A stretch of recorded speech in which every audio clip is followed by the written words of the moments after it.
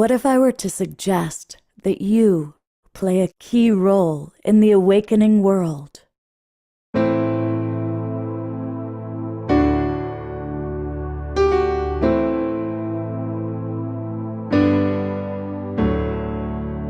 that you are watching this because you have heard the call.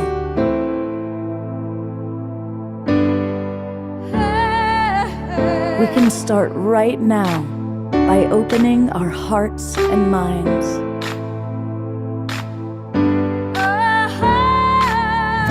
Welcome to the awakening world.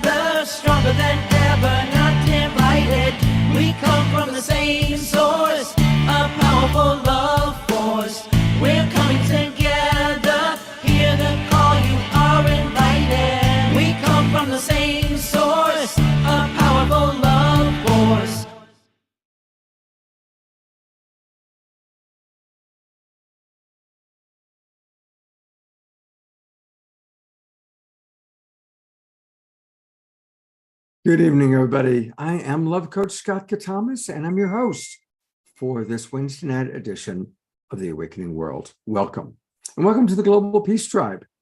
Well, tonight's show is about something that all of us can use support with. It's all about the art of change. How often do you even hear those words put together? The art of change.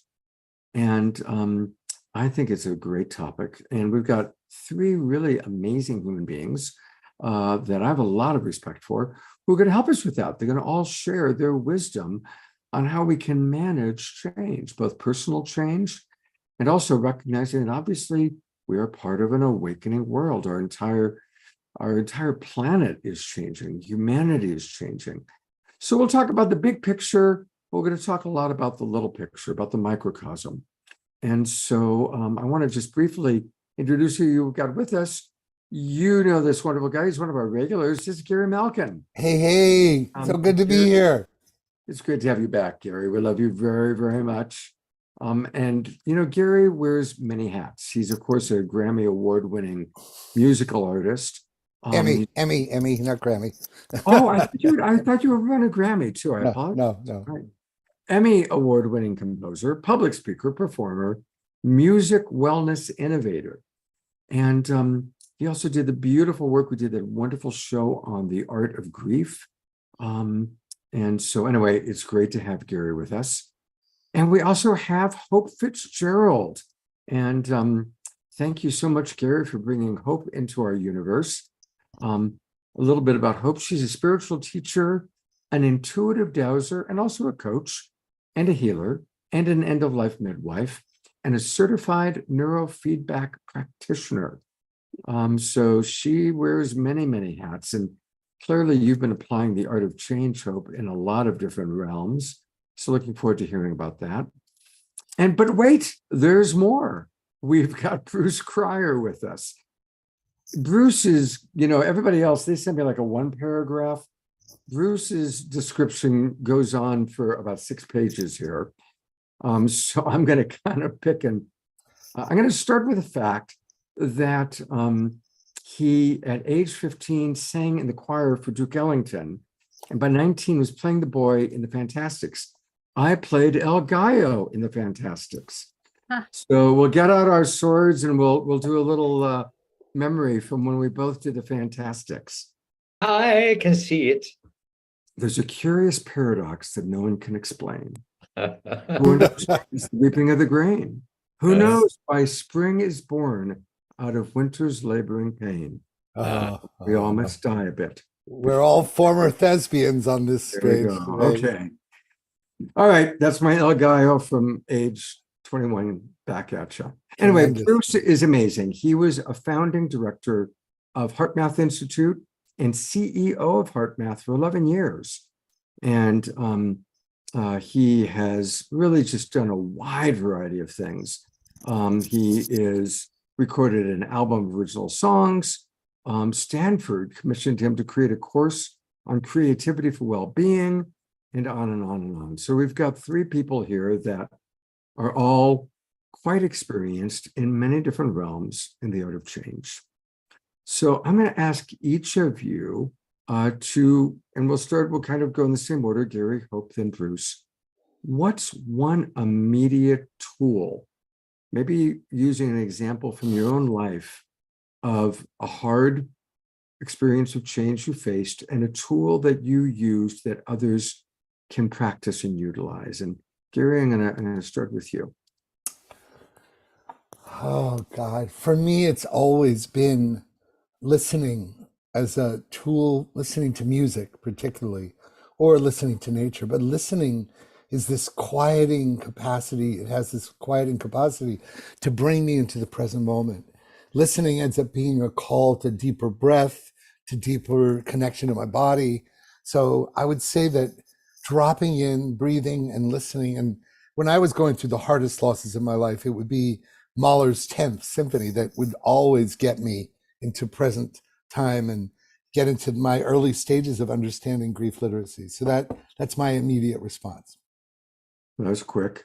So to drop into listening, it sounds like you have used music as your pattern disrupt Yeah. to get out of monkey mind, to then come back to center, to come back to a centered place. Yeah. And a friend of mine and I were having dinner last night, and, I'm working on this book called Listening Fire, reclaiming our primordial connection to ourselves, each other, and the earth.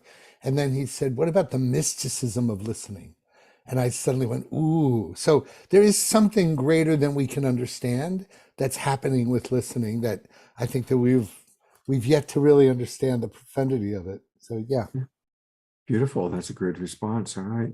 And of course, to our audience, definitely we want to hear your thoughts, comments, and questions. And I see a lot of our favorite people are with us. Hope, what's an example you'd like to give? Well, I'm thinking of one of the hardest sort of shocks that came to me 7 years ago now. We had built a beautiful house in a beautiful setting, and in the Berkshires, Western Massachusetts. And I've lived lots of places, and I thought, oh, finally, this is my final home. This is where I'm going to spend the rest of my life. And then one morning, my neighbor decided to just plant a whole bunch of trees to block out our view. And it was just out of spite, and we had done nothing wrong. And it was such a mean thing to do and really undeserving. And so I resisted initially. I just resisted this onslaught. And because I knew when I asked my guidance that what it meant was we were supposed to move. And at first I was in resistance. And honestly, that was a really good test to learn how to not resist, trust that there's going to be a better outcome, even though it's painful. And it was trusting in the rightness of something that felt wrong, that had to override my my lower inclinations, let's put it that way. And it did end up being the best thing, but it's really dealing with moving through resistance is the big thing. And we do that, I think, through trust. There's one other part of your story, kind of the beginning part of the story, that I want to ask you about. When somebody does something cruel or out of spite, I think for the majority of our audience, that's like really foreign because it's so different from the way I think most of the people watching this show think and behave. So how did you manage that? How did you manage that, the kind of the shock of someone doing an act that's mean-spirited, that's having a really big impact on you in your life? Well, I sat down and I had a deep chat with my guides, and I asked them what it was about. Part of it was that I needed, for some reason, to learn what persecution was. And it's not like persecution that people, I'm not equating it to much worse persecution, let's put it that way. But in a sense, it was somebody more powerful than me, kind of, squatting and saying, I can do this because I'm powerful, and I couldn't fight back. So it helped me to understand what it was about and that it was a lesson. And then I used this tool that came to me in a series of visions in 2010. It's called the Infinity Wave, and it is this very, very high octane, energetic of love and compassion. And I used it. I actively just bathed myself in this infinity wave and brought the love and compassion into my being, and tried to open actually in compassion to this woman who had done this thing. So that's how I worked through it. It took a little while, but that's how I worked through it. Well, thank you for sharing that. Bruce, you've had a little time to think about it. What example are you going to share with us? In my experience, the unwanted change, the art of unwanted change, I think is the real category, isn't it? Because some change is exciting, and there's an art to that, but I think it's especially when the change is something we didn't vote on, or something that seems so unfair, as in Hope's example.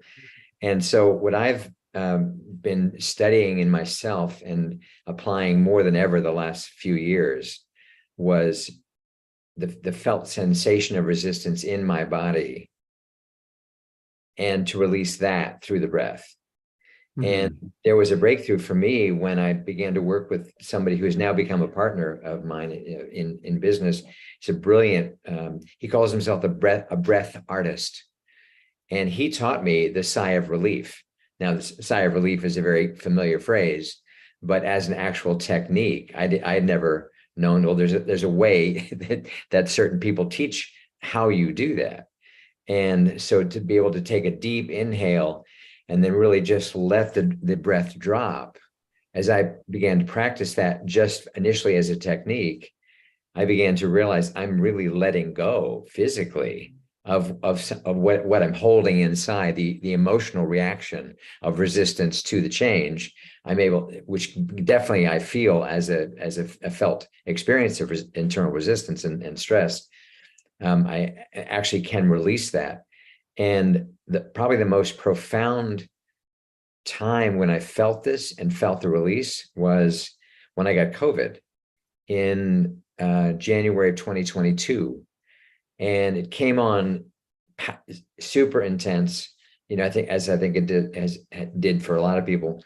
And in my case, super intense coughing. I've never felt in all my life of having, bronchitis or chest colds, whatever, I've never felt my throat shredded like this one did. It's like, my God, I can barely talk. And after about 24 hours of feeling the virus very much alive in my body and feeling like I'm not even close to a healing modality, let alone just even good old fashioned rest. And I woke up the next morning and I lay there thinking, okay, I've had the requisite hours of sleep and I don't feel anything close to being rested. And so I lay there and I just took myself through this really letting go. And I would even say out loud or just to myself, just let go. So I kept saying, just let go, on this letting go of the breath, not forcing the breath out, but just letting it drop. And I kept doing that and fell asleep fairly soon after. This was 6 a.m. when it was kind of like, well, time to get up. Wait a minute, you got COVID, dude. What are you thinking? And I fell asleep for another 2.5 hours and woke up feeling deeply rested, feeling not like I was completely out of the woods with COVID yet, but like dramatic change. And I thought, wow, that just happened. I allowed myself to really, really let go of the internal resistance of my body kind of fighting this virus, and realizing I'm not in a healing state. I'm not even close to being in a healing state yet. But when I woke up a few hours later, it felt like, okay, the healing has begun. Mhm. But I then needed to not take that for granted, because so I needed to then continue when I would want to get back to work. And wow, you're feeling good, man. No, just let go. But to say that and to do that really by the dropping of the breath, which allows me and my physicality to feel it like just dissolve out of my cells. So that was a pretty profound one for me, which I've then applied to other things that aren't explicitly like a malady, that are just a holding on to an expectation that's been disappointed. Whether it's an unfairness like Hope's describing, or whatever it may be. So That's one of the things that I was taught a long time ago is not to use the words "I'm sick," but "Oh, my body's going through healing," and to really frame it that way. When we have a fever, the fever is the body responding. The fever is our body saying, "Okay, we got to heat up the engines here." And so I was just reminded of that, and that's a beautiful thing. Yeah. All right, I'm going to bring all three of you up for a moment here. And here's another question. What's an example of, now all three of you are coaches and guides. I'd love for each of you to share an example of how you've coached someone going through something especially difficult. And again, maybe a coaching practice or a tool. Scott, with all due respect, you're kind of giving away everything we're going to be about to be talking about. So I really don't want to take too much time, because you're actually asking things that is what our talk is about. So we can do something brief and quick, but I don't want to give away the things that Hope and I have prepared for tonight. So just FYI. I didn't know that I didn't realize you guys were that prepared. So you can run with it then. Yeah, no, I mean, I'm happy to answer it quickly, but I just want to make sure we don't give away all of our secrets that we're going to be sharing tonight. Gary, I wasn't in the awareness. You guys actually had a whole presentation ready to go. So you can go for it then. Well, fine to answer quickly though. So I just wanted to stress it. So anything come to mind? What was the question again? How do we coach others? Yeah. Hope, what do you say to that? Well, I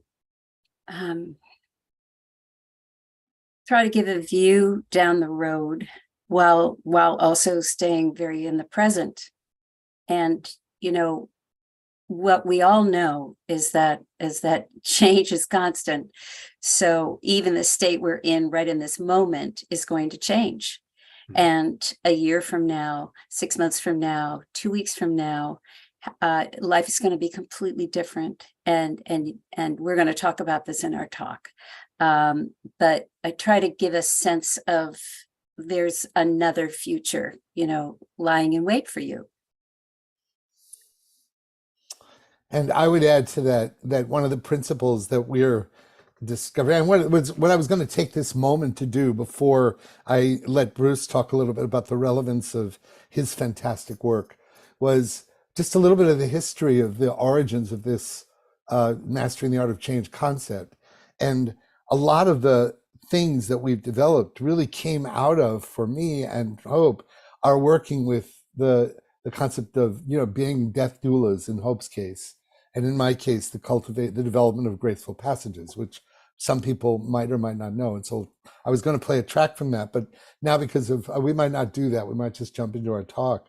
But what I want to say about it is that one of the fundamental premises that is hard to do, but is the most essential component, is to constantly advise, remember, and embody that life happens for us, not to us. And that's what we're going to be talking about in our presentation.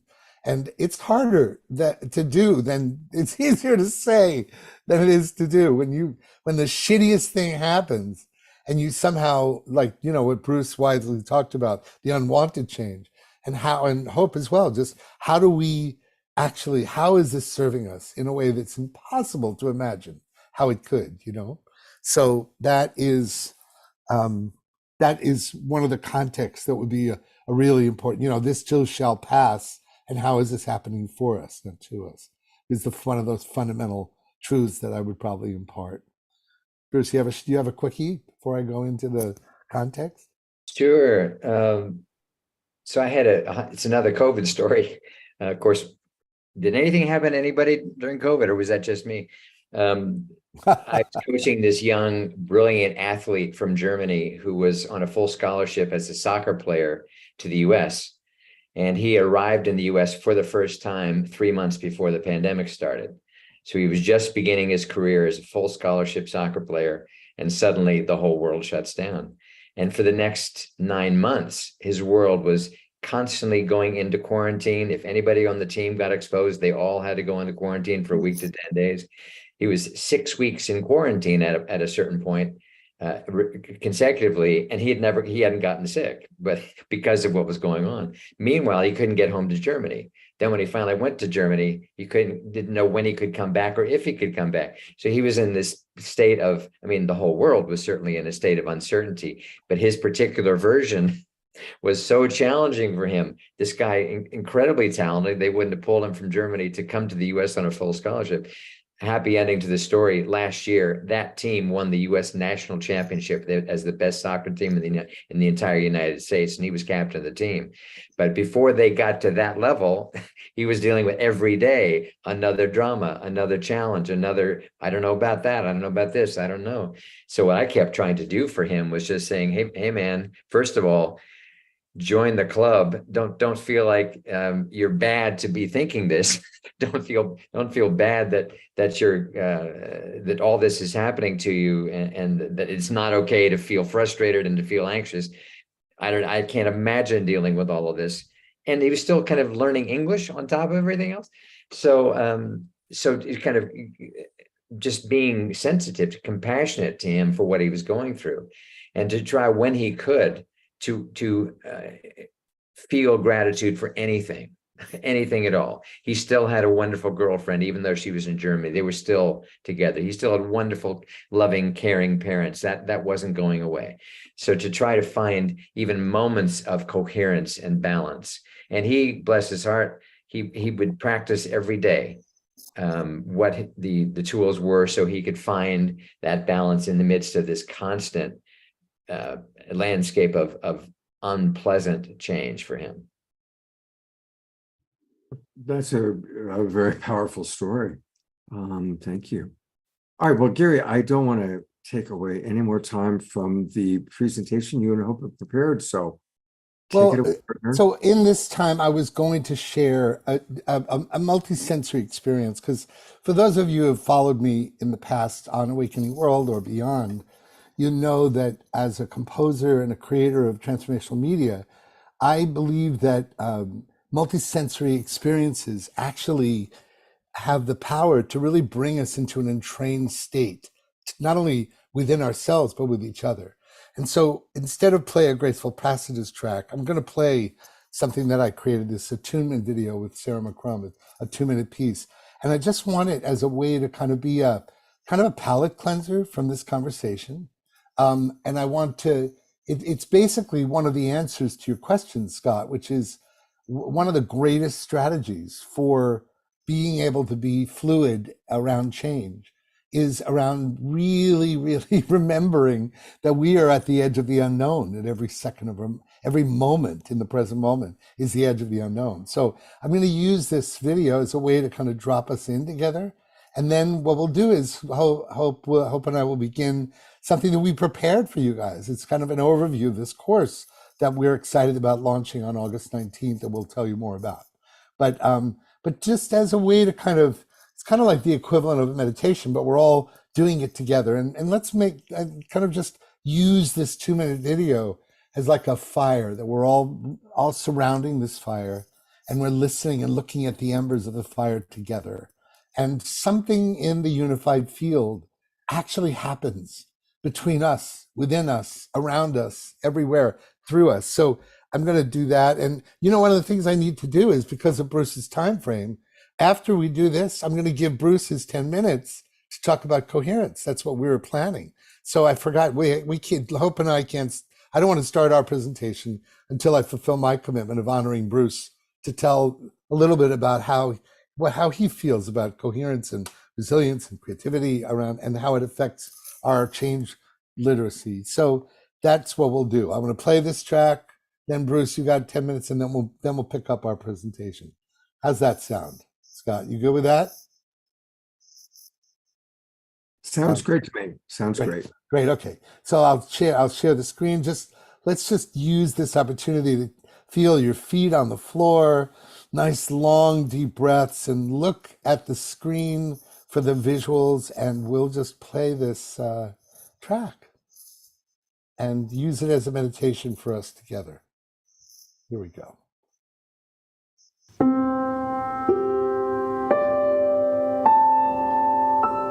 Let's pause for a moment.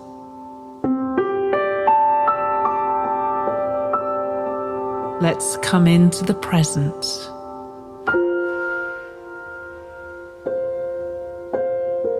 And let's remind ourselves that we've never been here before.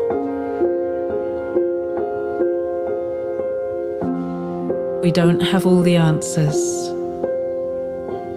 We are right on the edge of the unknown.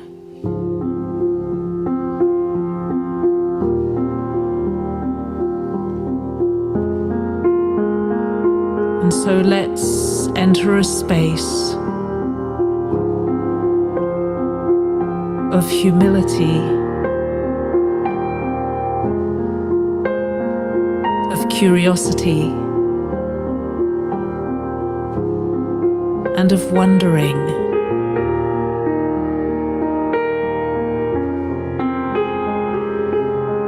Let's listen deeply to ourselves and to each other.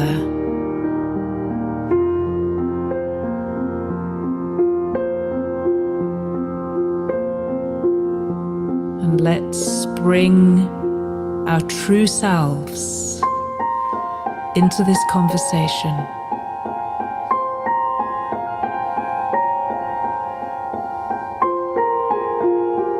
The essence of who we are.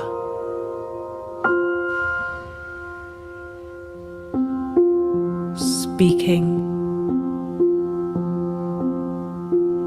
listening, on the edge of the unknown.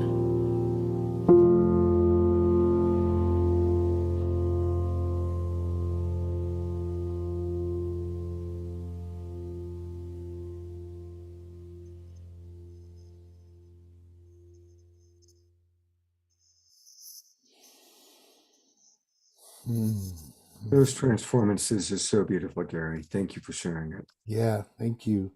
And without further ado, I'd just love to introduce my beloved brother, my friend, who I've known for almost, I think, 50 years. We were roommates in college, and we have been both devoted to the intersection between music, art, health and wellness, consciousness. And we even have upcoming a special presentation we're going to give on September 15th called What Makes Your Heart Sing, for an organization called the Nursing Way, and where we intersect around the power of coherence and all the things, consciousness shifting, uplifting our frequency. This is Bruce's mastery. And I wanted him to come and participate in this conversation that Hope and I are very excited about, because it has a lot of complementary resonance. The art of change and many of the things that Bruce has devoted his life and his trainings to it's a beautiful complementary contribution to this conversation. So Bruce, take it away for your time, and I'm so happy you're here. Thank you for joining us. Thank you, Gary. Thank you, Scott. Thank you, Hope. I don't know exactly what I'm going to say. I'm just kind of going with the flow right now, and especially after that beautiful transformance to flesh out the story a little bit about Gary and me, it was back at the end of 2011 when I was recovering from 2 years of bladder cancer, staph infections in my blood, which was MRSA, the bad kind of staph, or the hard to treat kind of staph. My mother passing away after a long decline with Alzheimer's, my marriage on the ropes, double hip replacement, and stepping down as CEO of HeartMath. Other than that, nothing much going on, right? So it was a pretty intense time. And it was after that that I felt motivated to, and a strong, deep calling to sing again. I'd been a performer in New York musical theater. Scott and I have already had our Fantastics moment. I was in the New York cast of the Fantastics, the world's longest running musical, for 800 performances, playing the boy, and it was a remarkable experience on every conceivable level. But fast forward to 40 years later, and I've just gone through all of these situations in 2009 to 2011. And a part of me felt like something major has to change. And talk about change. It was like everything felt like it was in the midst of changing, kind of whether I'd said yes or not. Everything was kind of changing in front of my eyes. And but a very strong compulsion came that I needed to sing again, and that my singing voice needed to be heard in the world again. And this came during singing Christmas carols with 2,000 total strangers at the Kennedy Center in Washington, D.C. And having lived in the Santa Cruz Mountains for almost 40 years, I'd been so away from fantastic live music that to be among 2,000 church choir singers from the Washington, D.C. area and an orchestra of amazing musicians and professional choirs on the stage, I was surrounded, I was bathed, I was not drowning, I was bobbing above the surface, but just kind of overcome with the magnificence of all this. And at the end of the evening, a very strong voice inside me said, your singing voice needs to be heard out in the world again. And I was like, really? Okay. And then the next thought was Gary. And the reason I thought of Gary was long connection, long, deep affection, deep mutual respect from the different life paths we had each been on. And also a sense that whatever I might or might not do with music, Gary would be the path, the guide, the coach, the mentor, the supporter for that process. And within a couple of months, we realized we had a unique chemistry and unique life stories. And while Gary kind of was all out there as a musician with the Emmys and on it went, I had been kind of hibernating in the redwood forest in the Santa Cruz Mountains, not singing at all. And I kind of needed some confidence back. And but we decided that we had a unique kind of set of gifts and stories, and that we should call what we did what makes your heart sing. Because in my case, I was listening to that, and I was paying attention to this impulse in me, which wanted to sing again and wanted Gary's help somehow in making that all happen. And so here we are coming full circle, and 12 years after I had that feeling at the Kennedy Center, we started performing again. And now here we are, September 15th in Tiburon. It's Friday the 15th of September. Those of you in Marin County or anywhere in the Bay Area will be doing this What Makes Your Heart Sing concert. First time in several years that we've performed together, 4 or 5 years. So, and I think that's relevant in the context of all this, because even the name of this marvelous program that Hope and Gary are doing, You Awake, that's what happened for me. A series of things happened, which was kind of unfolding more and more of me becoming awake. And at first it was like, each one of them was like, really? That's the way I need to awaken? I need to step down from an organization I had helped to found for 20 years, i.e. HeartMath. I need to leave my marriage. My parents are now gone. There were like numerous things that were like allowing me to awaken to the next stage of what I'm destined to do, but they weren't fun. I didn't feel like I was voting on any of them. And yet, as they all unfolded, it was like, no, this was exactly what was supposed to happen. No, you didn't consciously vote on singing again. A voice told you, but who was that voice?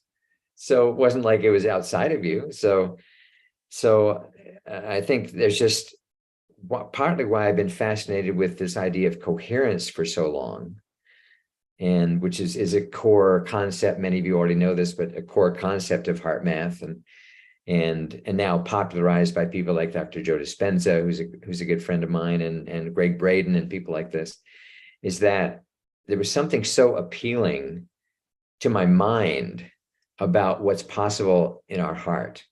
Like my mind could get behind this idea of coherence, that we can be like lasers. We don't have to be just like incandescent light bulbs. We can maximize our potential by aligning our heart and our brain and our soul all together. And the fact that there are actual techniques like what HeartMath developed, enabling us to do that, was like, this is so cool, because it's an opportunity to become fully ourselves in a way that can be measured and kind of, as I say, appeal to the mental, the left brain, if you will, side of ourselves. But I would also say, to kind of tie back to what I was sharing earlier about the letting go, that I feel like I'm becoming a black belt in letting go. I feel like there have been so many situations. And by the way, I encourage everybody to be black belt. I think this is like really the thing that we need to be doing, if we haven't already figured this out, that the ability to let go of expectations, of self-assessments, of self-judgments, of mindsets. Gary and I are 2 months apart. We each just turned 70. There are a few mindsets about what that means to hit that age, right? As is true for every age. And so I keep running into things and realize I'll feel a little pain in my hip, even though I've had hips replaced, and think kind of think of myself as, oh, I'm getting to be an old man now, and then noticing that thought and realizing, let go of that, man. Your biological age 2 years ago was 36. You're not an old man.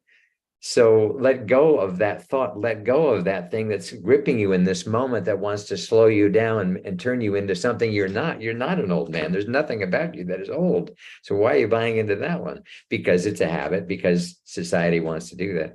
So I believe there's an enormous power in learning to let go, to, as I experience it, what is the will of God trying to express through me?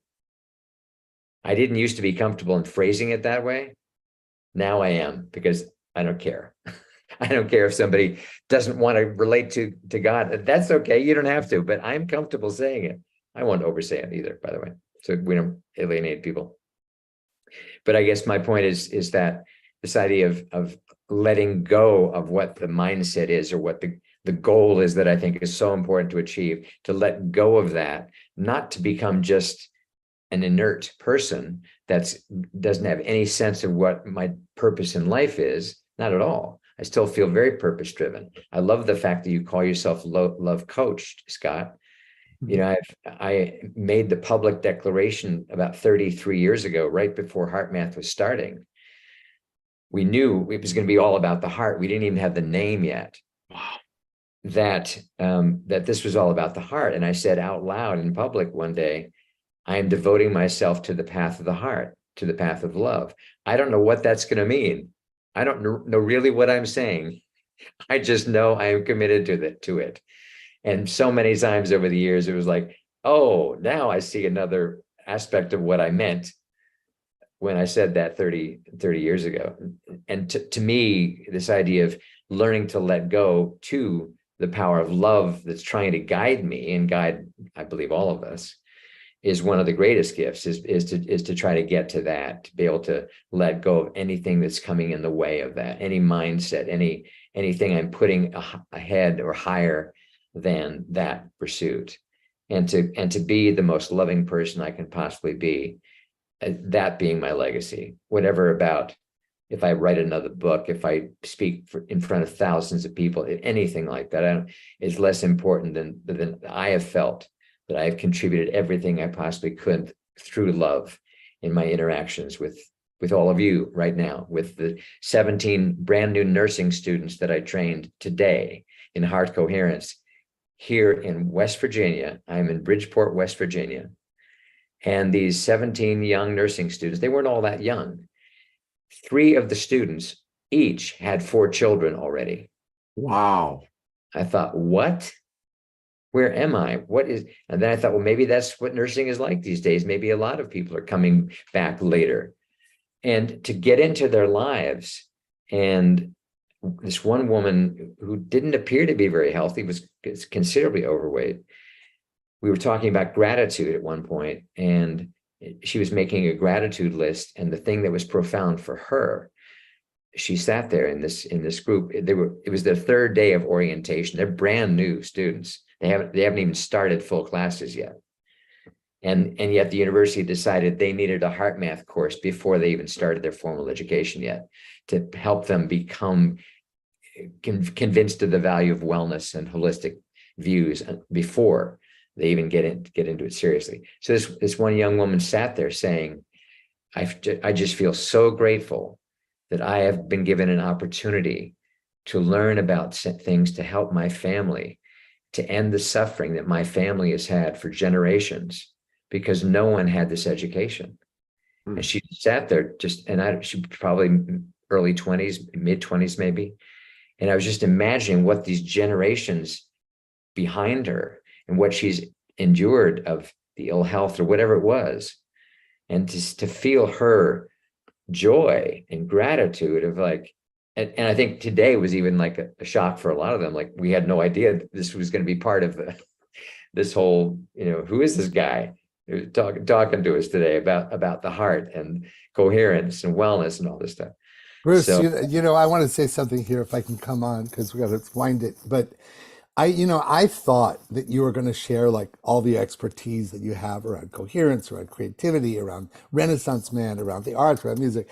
And it's so amazing how quickly we forget that your life story is such a perfect and moving testimony to cultivating and mastering the art of change. And I'm so grateful. It goes beyond anything I dreamed of you sharing, was your very story you shared. It's such a beautiful example of what navigating the art of change is all about. And it brings back the days of when you came to me and we started working together, and it was just such a beautiful time when I felt like I could never get a hold of you because you were, when you said you were hibernating, good luck. The guy had miles, like thousands of miles on United Frequent Files because he's traveling all over the world as a CEO of HeartMath. Hardly hibernating, buddy. But I could hear you talk for so long because you have such a great life story. And I just want to thank you I'm sorry that I have to end because we have time considerations, but I just really want to thank you for sharing the best way you could through your own personal story of what it looks like to be a master of art, a master of change. It's a beautiful thing to see you. And having known you as long as I have, you really are in the best moment of your life. I can see you're just shining. It's gorgeous to see you at this time. So I'm sorry to wind you up, but make your final comments before we take it to and I the also next want to, stage. Bruce has been very kind to provide us with a couple of gifts. So Bruce, I'm going to go to the website that you blessed us with. Tell us about these 2 free gifts for an inspired life, and I'm going to put it in the chat box. But tell us a little bit about what this is. sure. Thank you, Scott, for asking. So if you follow the link, it'll take you to a place to put in your email address, and out will come your access to 2 things. And the first one is called Sonic Sanctuaries, which 10 years almost exactly ago, Gary and I were in a studio in Santa Barbara recording a couple of guided meditations that we called Sonic Sanctuaries. And one of them is called The Power of Willingness, and the other is called The Power of Playfulness. There you're seeing it right now, that image right there. And so I'm offering that as a gift to you. And the second thing is, as you heard, having created this course on creativity for Stanford, and I've done it around the world in various ways, I've got this ebook called Finding Your Creative Brilliance. And it's something that I wrote and I designed. So it's definitely an act of creation on my part. And so, yeah, Scott, thank you for kind of scrolling. This is a little excerpt, a little 45-second excerpt of what the guided meditation, and the meditation is kind of similar to what Gary played of the work with Sarah McCrum.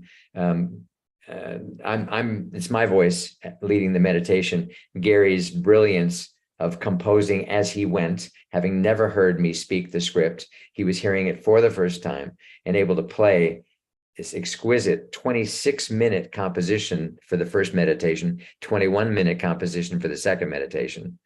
And it was a thrilling experience to be live recording that with Gary in the studio.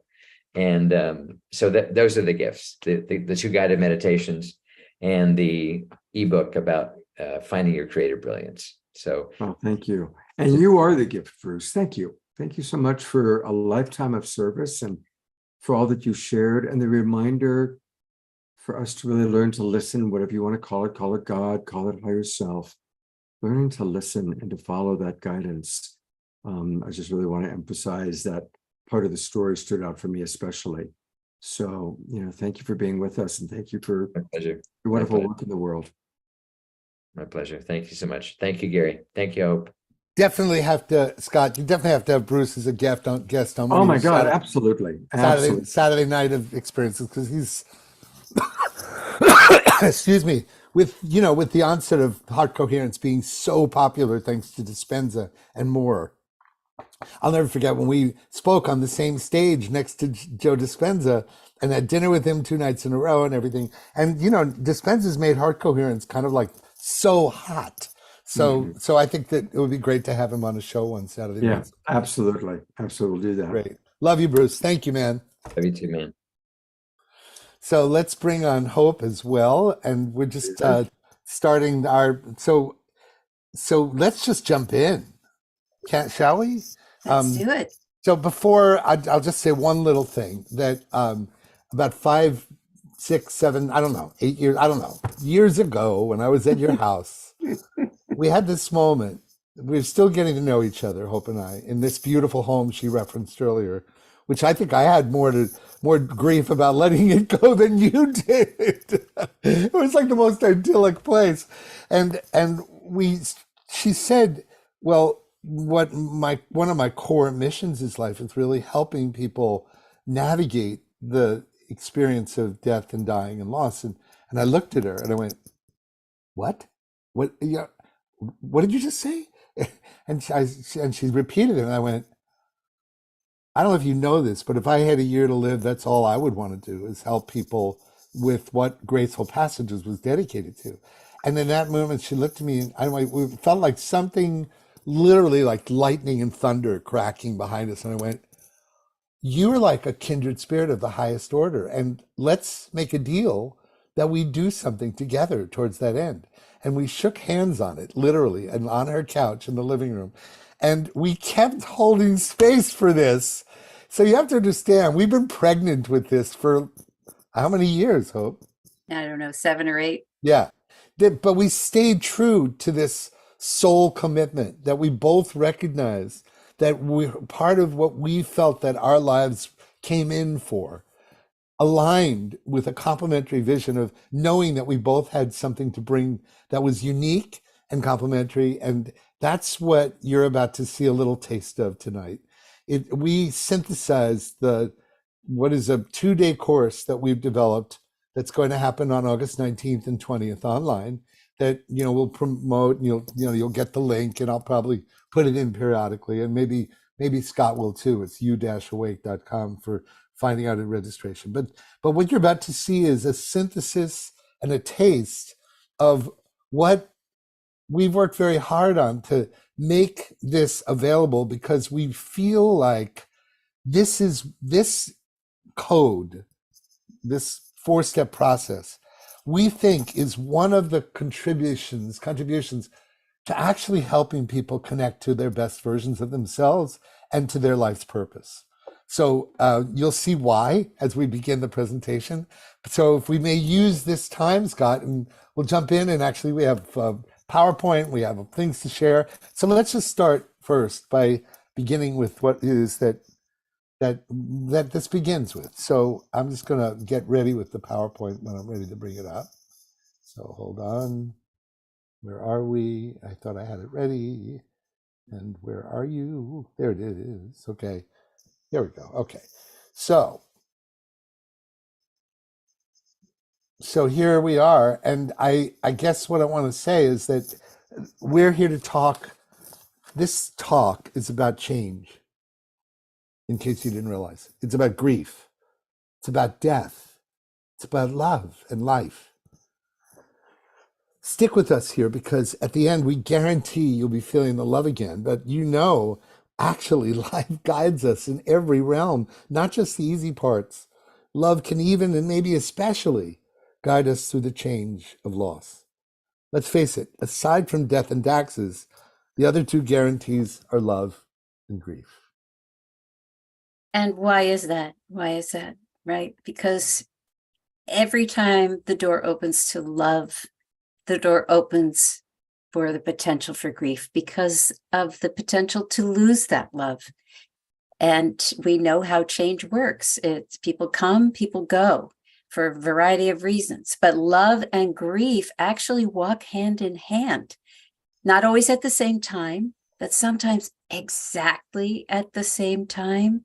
Who doesn't know the experience of losing someone and loving them more than ever before, right?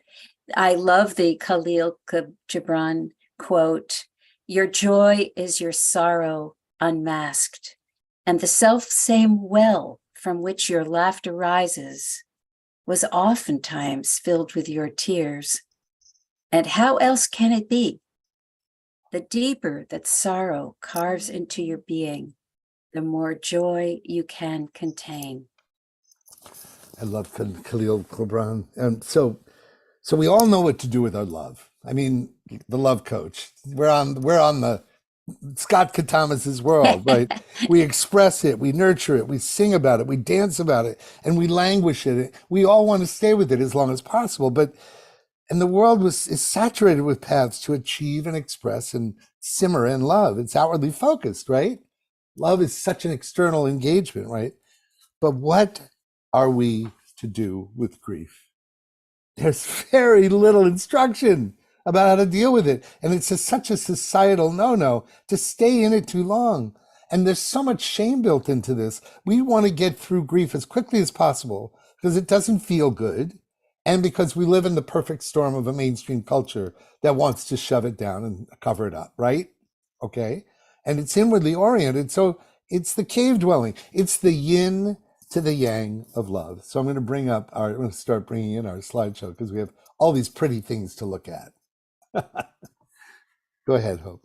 So the thing that happens is if we don't have a roadmap with this grief, because there's very little written about it, more now than ever before, but or we don't have a process that we can depend on, and we certainly don't have the cultural acceptance. So what do? We actually end up stuffing it, we avoid it, we resist it, and that's because we're trying to keep up with life, or so we think, because really, unbeknownst to us, our unacknowledged grief, and of course there's grief that we are conscious about, but there's unacknowledged grief that ends up sort of driving this inner bus of ours, and you can't find a consolidating exit ramp. Eventually, grief will happen to all of us, whether we like it or not, and it will change us absolutely forever. And we are in such a culture where we're very explicitly clear about health and wellness in our physiological body, right? We've had the great pleasure to do some presentations to Dr. Clint Rogers' Ancient Secrets community. And it's so clear that people want to detox the toxins out of their bodies, right? Out of their cells, out of their liver, right?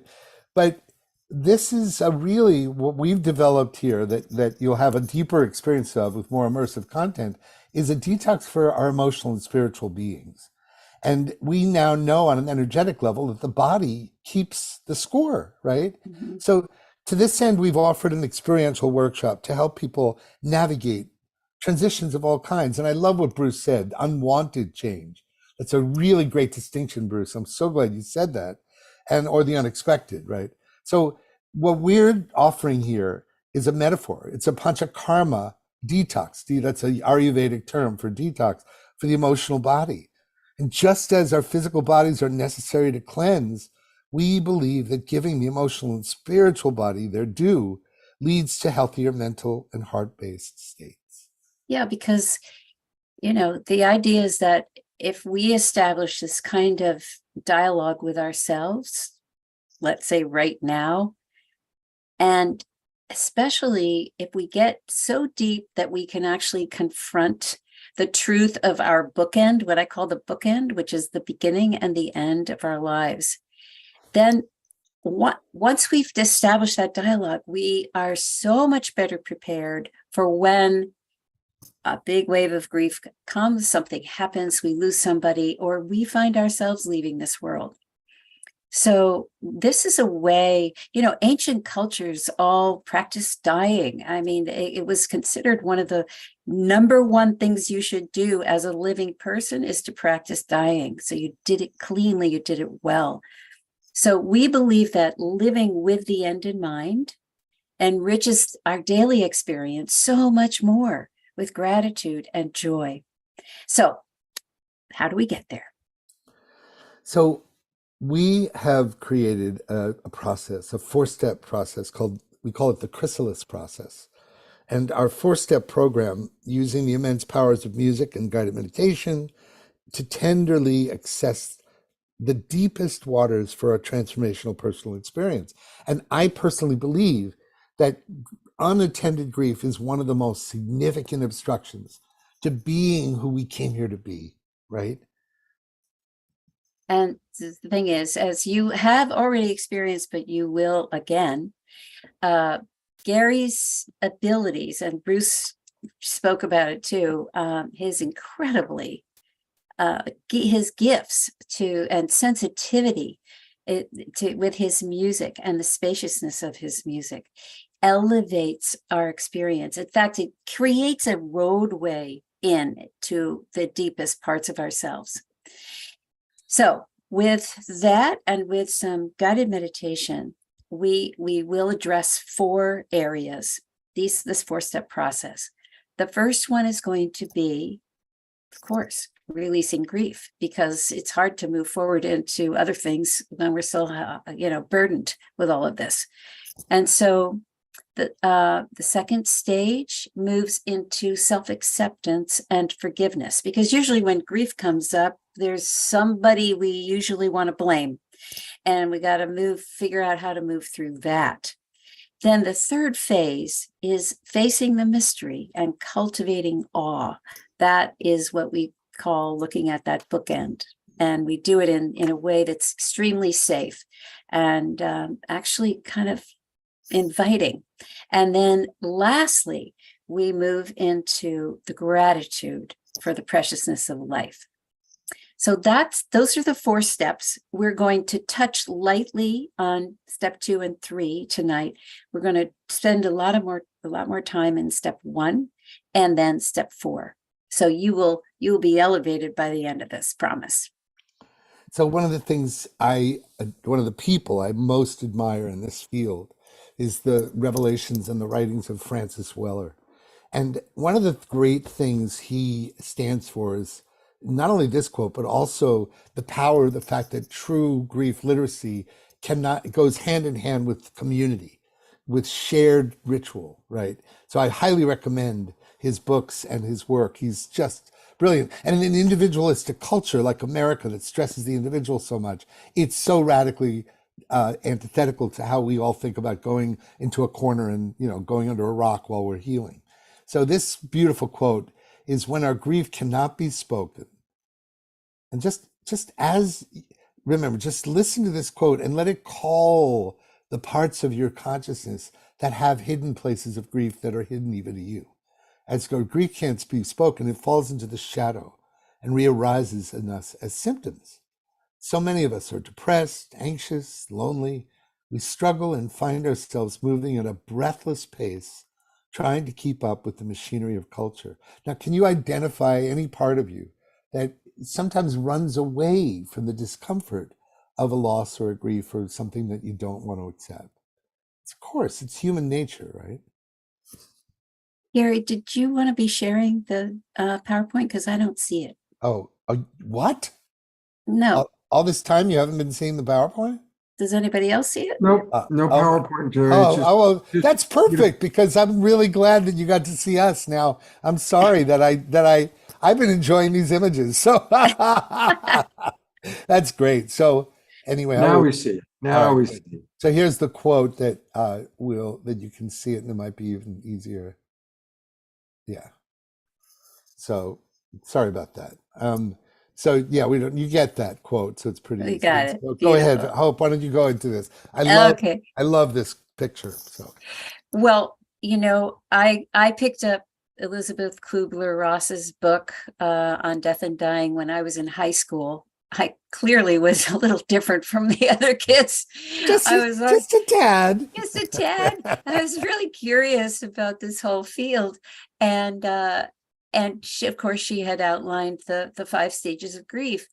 But as an older person now, I often feel like the right-hand side of the picture, that crazy jumbled up, not very straight line called the road you got, and I think it's. Well, there's a lot we can say about it, but for one, I will say that often all the stages of grief happen all at the same time, and you can't even pull them apart from one another. Sometimes you can, but often you can't.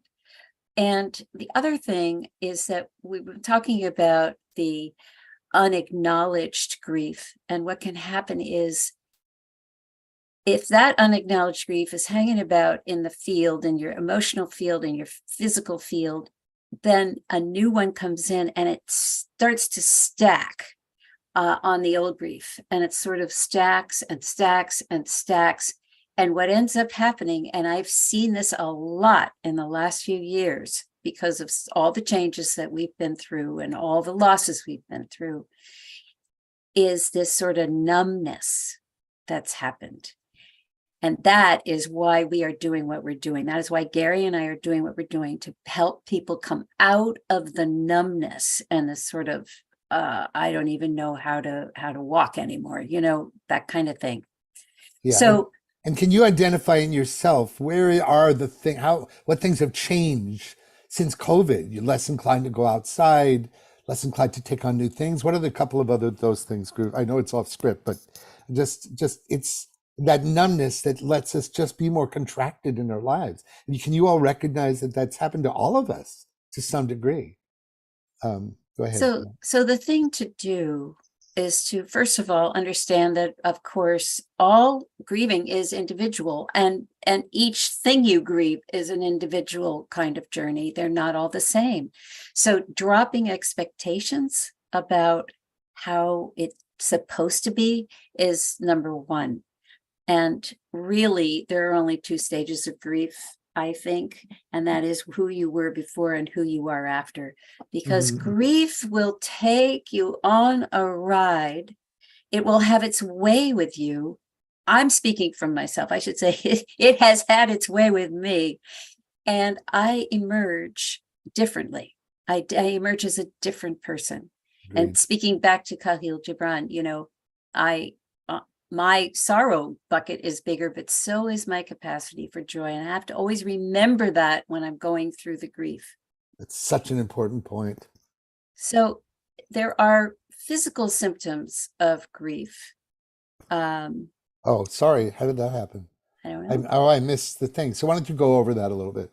Somehow the slide. Okay. So the physical symptoms of grief, we can become, and this is speaking to unacknowledged grief too. If we find that we are becoming more touchy about things, little things bug us a lot. We're more emotional in general. These are that's an obvious thing, but most people don't really recognize it as that. They don't recognize that, oh, they're probably grieving, losing things, getting disorganized, getting lost, being just fuzzy in the head. There are, these are things we don't normally associate with somebody grieving, but they are symptoms of that.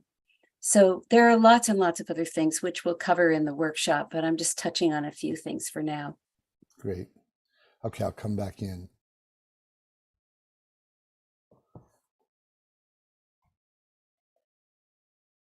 So what if our resistance to this grief, to these changes, to the unwanted grief, are more the causes of suffering than from the actual facing of it? Well, we know the laws. I mean, everyone who's been in the wisdom journey of any kind knows that what we resist persists. And in some ways, what we resist persists even stronger in a way that's, that ends up being much more painful. So what if our resistance is causing more suffering? And that then comes into another shift in the American way, right? Because the American way is this individualist, maverick way of shutting down, going into your corner, feeling ashamed of whatever change you're going through, because if you're not perky and young and upbeat and amazing, then you have to just somehow hide, right? And we all know that since COVID, this has become, I love Barbara Marx Hubbard talking about the noosphere. The noosphere is this, I think it's got my interpretation. I don't want to go too off into it, but it's just the collection of all the unexpressed griefs and dreams and dashed heartaches of the planet, right? And it's packed, filled, crazy. It's just nuts what's going on, right? And that's what's moved us. So what we're actually saying is, what if we can reframe grief as an initiation, and an initiation particularly as an initiation into our humanity? So our wounds are actually our portals. As Leonard Cohen said, ring the bells that still can ring. There is no perfect offering. There is a crack in everything. That's how the light gets in. And that's just one of those moments where is this? That's just one of those things where when we can shift the understanding of our wounds being our portals to our humanity, it changes everything. And I've learned it, believe me. I also have my wounds and my badges. The heart breaks, the unbelievable losses that I've faced in my life. And it has helped me become so much more empathic and compassionate because of all the losses I've gone through. So, yeah. So, this idea of grief as an initiation, this really came to me as a way to reframe it, because there are gifts in grief. We can say, well, what would grief give us access to that we wouldn't normally have access to? Anybody who's ever had a difficult diagnosis, for instance, all of a sudden there's a clarity that comes over one about what's really important. There's a perceptivity and an access into the heart about what really matters. It also can reveal where we're hurting, where we're unloved, where we're feeling unloved. So grief actually is just a brilliant, eye-opening experience. And it gives us this opportunity. If grief is actually, as we said before, happening for us, not to us, we start to shift out of the victimization and we move into empowerment. It's really quite an interesting flip. And it takes some guts to do it, because it's it's easier for us to feel victimized, to tell you the truth. But then you go, well, what's the lesson here? Where I'm going to come out the other end of this different. So anyway, I will move on just to say that also loss isn't something to be gotten over or even accepted, but integrated Yeah. Mm. into the new being, incorporating all the lessons. So I'm quoting here, Susan Cain wrote a book called Bittersweet, and she differentiated it by saying it's moving on versus moving forward. Moving forward is incorporating everything that you go through, I go through, we go through. Yeah. And I love this slide because I don't know how it's happened, but some of the slides are a little bit out of order. Forgive me for moving around. But I love this because the work, I've often said that the work of HeartMath and the work of Brene Brown, for me, have been some of the two most groundbreaking game changers in us starting to really make a shift around wounds being the portal to our humanity. And when we think about our vulnerability as badges of our courage, of our willingness to be authentic and our innocence of the truth of our experience, it is so beautiful when you see somebody vulnerable in their true experience, whatever it is that's true for them. We all melt. We all want that experience, right? So this is one of the reasons why we're trying to create a culture, we're trying to create a whole shift in grief and loss. And this is, oh, sorry, Hope. Here we go. Yeah, a little crazy here. Okay. So, yeah, go ahead, Hope.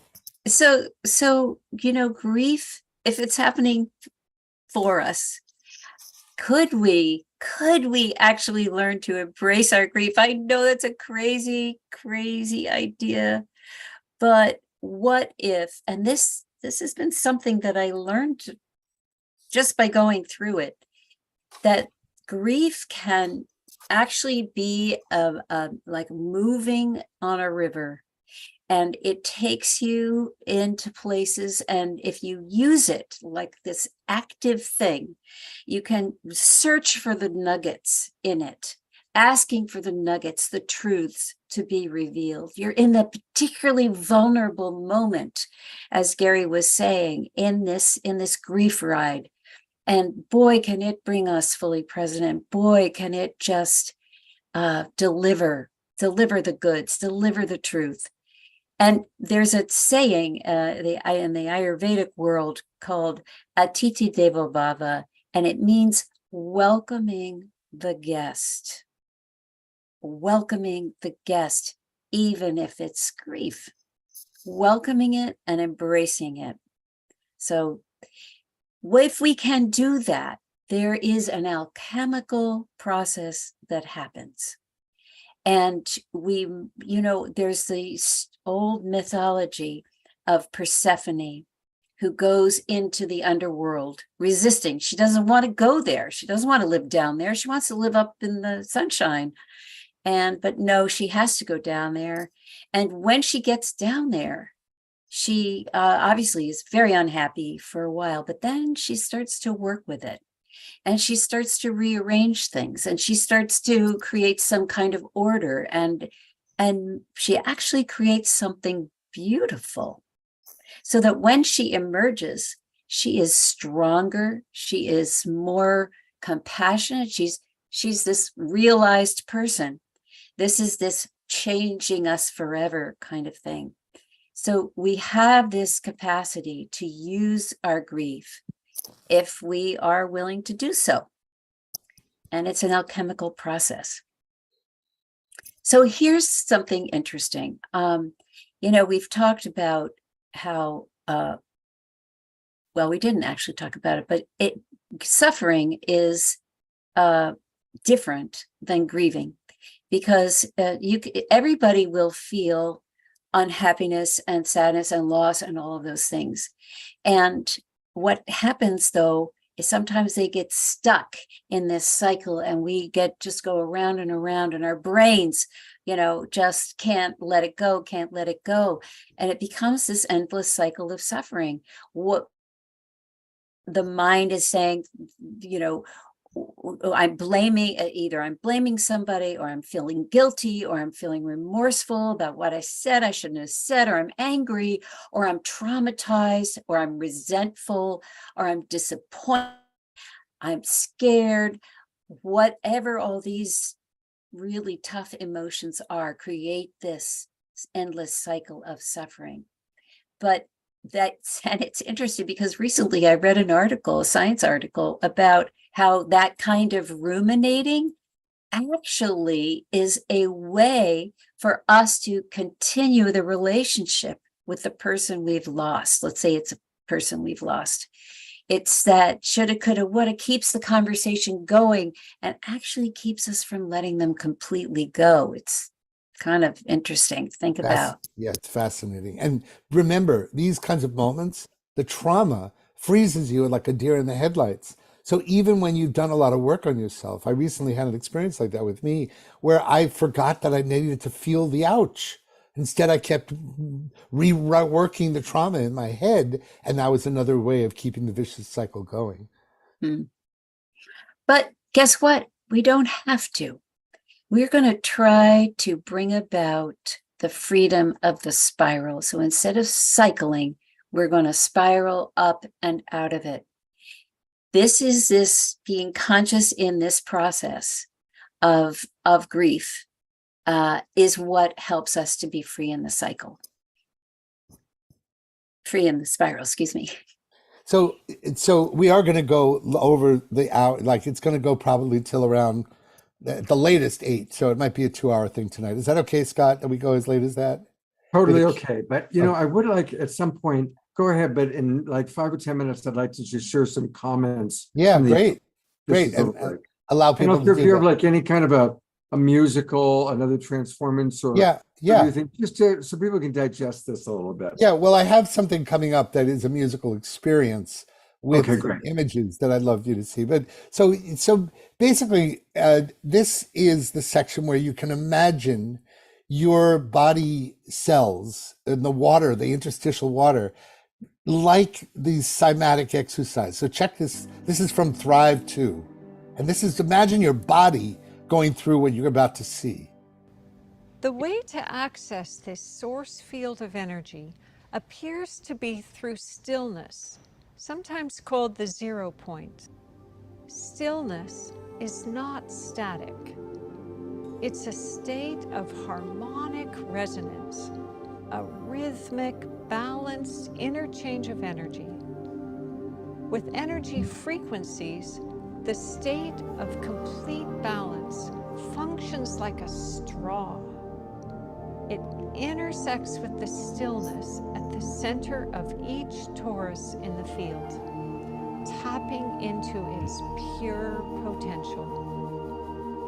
Stillness is a portal for accessing boundless electricity, developing healing technologies, expanding consciousness, or simply finding peace of mind. Energy moving creates sound, only some of which is in our human range of hearing. The unified field theory proposes that sound waves at different frequencies are what shape energy from the field into matter. We can see this phenomenon unfold in nature when sound waves interact with any form of matter, for example, fluid or sand. Acoustic pressure reliably creates specific. Yeah, yeah. So before we break, Scott, into sharing things, I want to bypass, I want to go right to the experience, the immersive experience that Hope is so good at. And I just want to, let's do the meditation that is called Give It to the River. And then there'll be a perfect time to take a break and talk about people's thoughts, their comments, their responses. Is that okay with you, Scott? It's about a 10-minute meditation. Sure, go for it. Beautiful. Okay. So, because I normally talk about the power of music at this point, but I just want to, I want to just jump into people having a direct experience of one of the tools that we've developed. That is this beautiful exercise you're about to hear. So I am going to ask you all, here we go. Where is it? Here we go. So Hope. Yes. There. No, now I'll share the screen. Hold on. I don't hear the music. It's coming. It's Okay. coming. Yeah.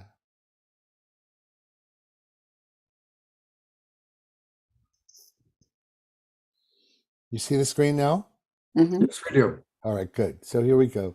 So you want to preface this at all without, we're not going to talk about the Infinity Way right now. So No. just want to preface what people are about to experience? What we're going to know, because we're just going to do an experience that will hopefully help to release some of this grief. Yeah, good, good. Okay, here we go.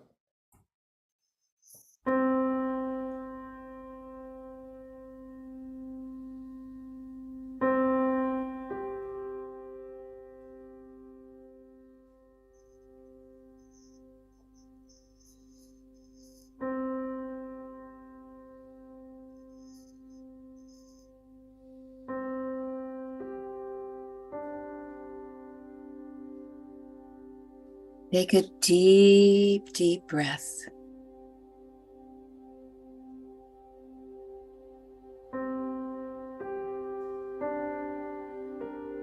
Pull your breath up from your feet into your heart center and send it back down, right into the earth. And repeat.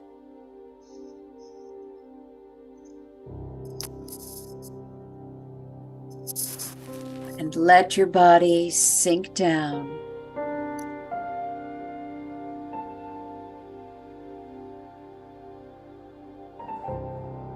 Letting each limb drop away until it is heavier than before.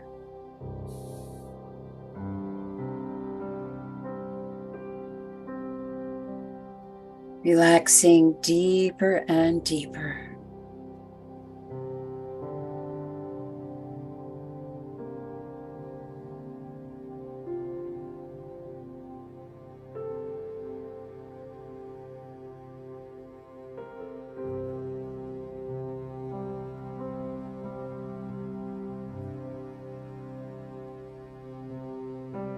Now,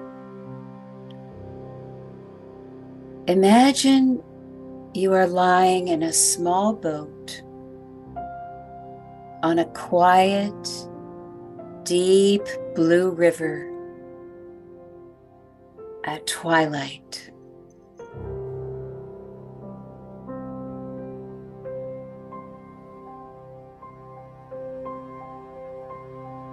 You lie comfortably in the boat, thanks to the cushions that are there for you.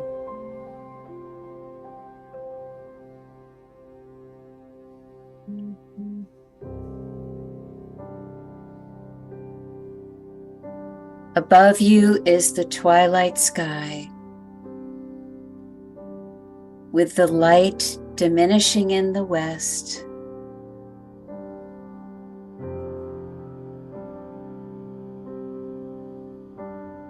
Providing a golden glow on the horizon.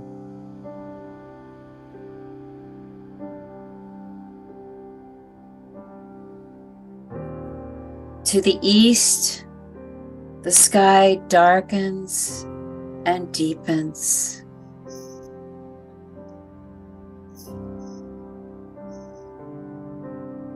A small star begins to emerge. There is a hush across the landscape.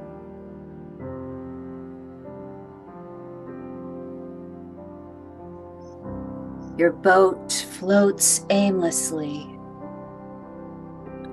gently pulled here and there by a puff of breeze.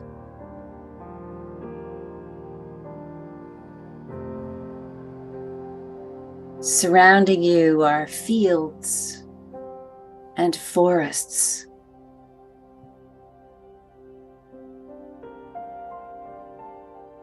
Birds fly overhead, settling in for the night.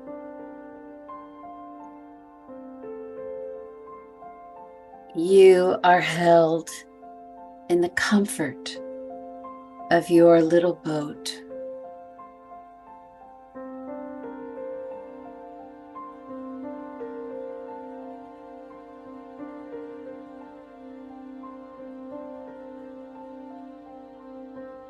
Here you can relax and deepen into those cushions. Here you can finally let go.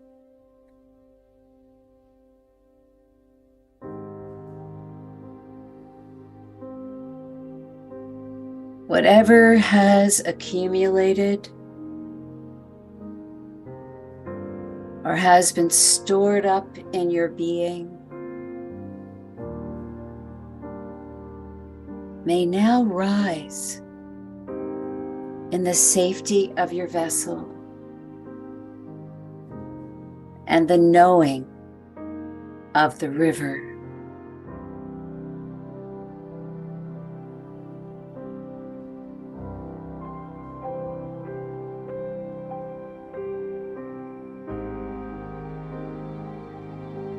Whatever has gnawed at you,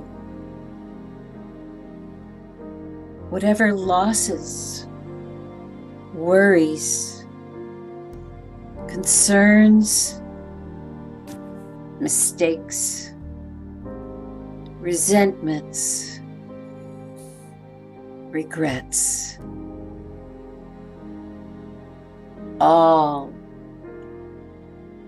all come now to the surface for release. Give them to the river.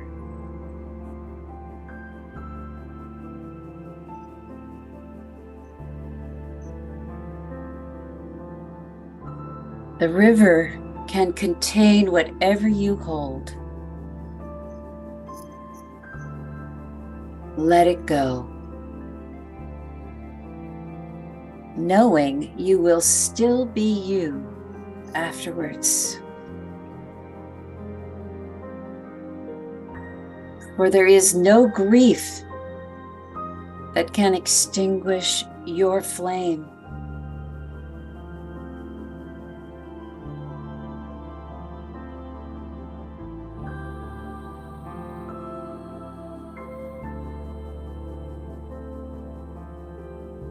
Whatever has haunted you, perhaps for your entire life, now can be brought right up to the surface.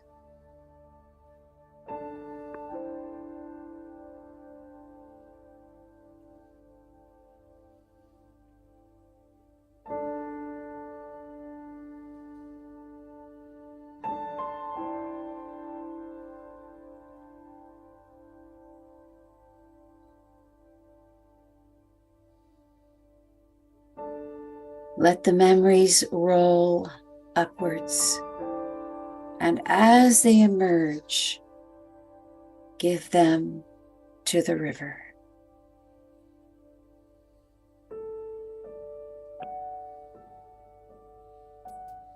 Let them float to the surface of you and out into the watery flow. The river knows all, and the river moves things along while holding you in love.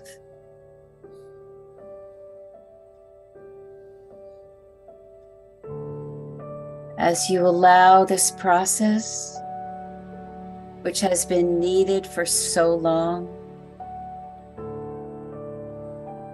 wave after wave floods your consciousness and finds its way to the river. Things you wish you'd said or didn't say, all find the river.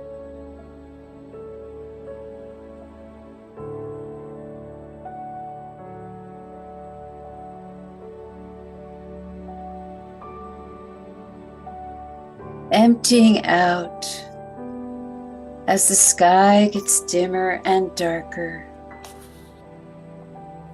You reach a point of emptiness, free now from all those encumbrances. You open your eyes to the skies to see the stars shine ever so brightly upon you. Drifting there in the beautiful river, you feel the benevolence of the universe and the presence all around you of love and acceptance. Here you are a simple human being, yet so much more. Remembered you glows like a torch in the night.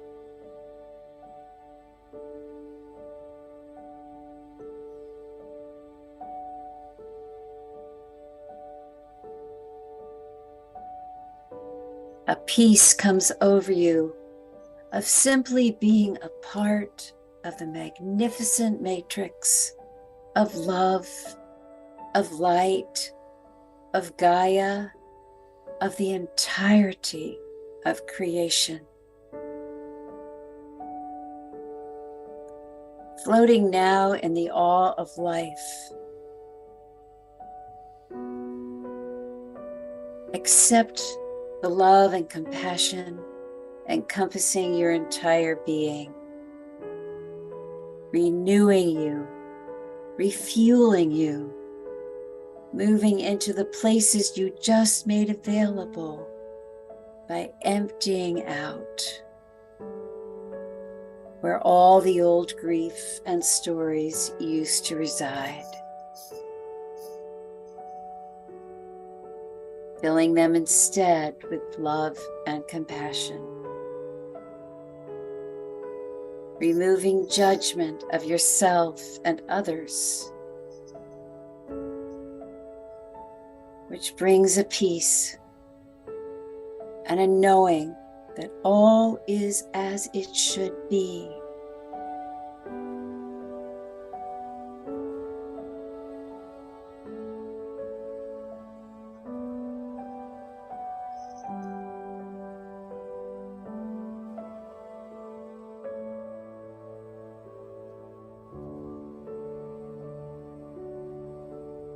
You may now wish to sit up in your boat, and by the light of the moon, notice that your boat has begun to move downstream, knowing its destination. Gently gliding through a rising mist. The beauty of the world around you is almost too much to take in. And with great gratitude for this moment, your heart is moved to bursting.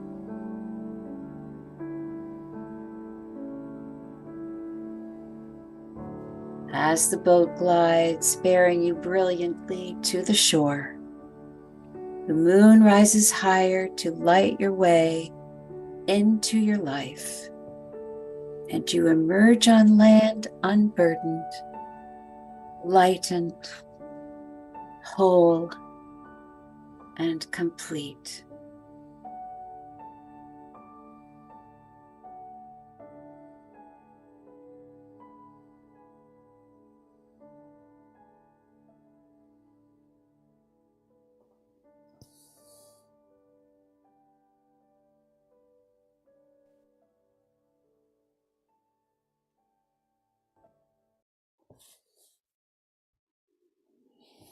Hmm. That was really, really beautiful. Really beautiful. Connie and Andrew writes, you both are coming from such a high vibration perspective. Thank you. Thank you. We send you so much love.